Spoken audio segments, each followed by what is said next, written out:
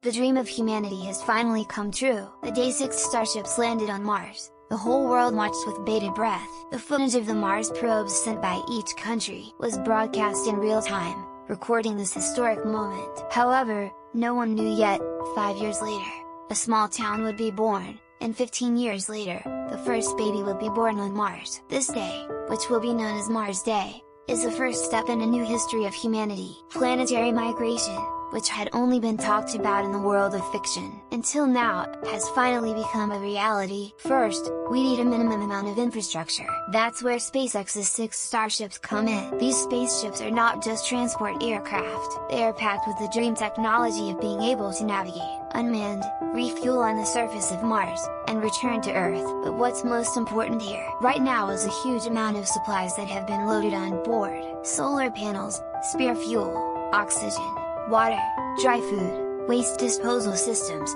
spacesuits, medicines, and materials for the first residential buildings. In addition, the ship is loaded with equipment necessary for scientific experiments, and Starlink satellites to ensure communication with Earth. It's like a giant space-moving truck. However, there is a big problem with moving to Mars. That is, energy. The efficiency of solar power generation on Mars is about 43% of that on Earth. In other words, we cannot expect the expected amount of power generation. So what do we do? The moment we heard that voice, a large number of solar panels were carried out from the Starship. The area is the size of 7 soccer fields. Who is going to carry such a large amount of luggage?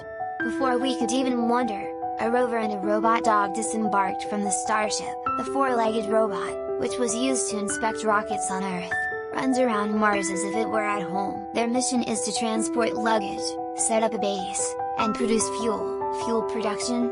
Yes, fuel is needed to return to Earth. So the rover digs into the icy soil of Mars and extracts hydrogen. It is converted into methane fuel. It's just like setting up a fuel factory on Mars. Thus, 2 years and 2 months after the first Starship arrived, Earth and Mars finally approached each other again, and 30 new astronauts set off for Mars. They were the best of the best, including scientists, engineers, medical professionals, and even military personnel. Because once you go to Mars, you can't come back for more than 2 years. After a 7-month journey in space, they finally set foot on Mars. But a problem occurred. All of their muscles had weakened due to the effects of being exposed to a zero-gravity environment for such a long period of time. Yes, right after landing, they were as wobbly as newborn fawns. So the first week was a rehabilitation period to get used to the gravity of Mars. And 1 week later, the memorable moment came when they set foot on Martian soil, for the first time in human history. From this day came the start of their tough mission,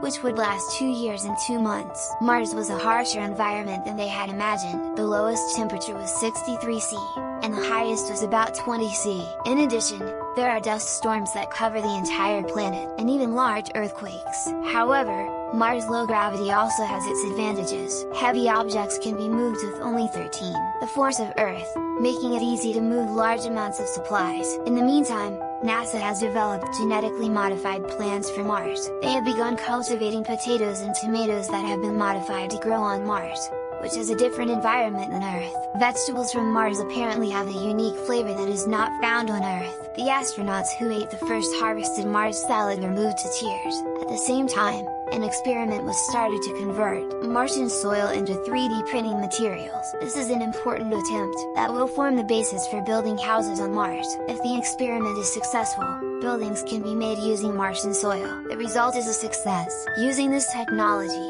the first giant greenhouse dome on Mars was built. A wide variety of plants are grown in this dome, and food production accelerates at a rapid pace. The Mars migration plan is finally getting serious. Meanwhile, on Earth, SpaceX was producing additional starships at a rate of 2 per week. Preparations were underway to increase the number of Mars immigrants. 2 years and 2 months later, the number of humans coming to Mars finally exceeded the number of rovers and robot dogs. Farmers, architects, and scientists emigrated one after another to build the future of Mars. Elon Musk, the brother of a famous businessman, led the agricultural business, and food production on Mars got on track. Furthermore, Earth companies also entered the market one after another. The Boring Company continued to excavate underground living space, and Blue Origin, led by Jeff Bezos, started a Mars logistics business. In this way, The Mars immigration plan progressed at a speed beyond imagination. The day when the first baby was born on Mars is not far away. What will the future of Mars be like?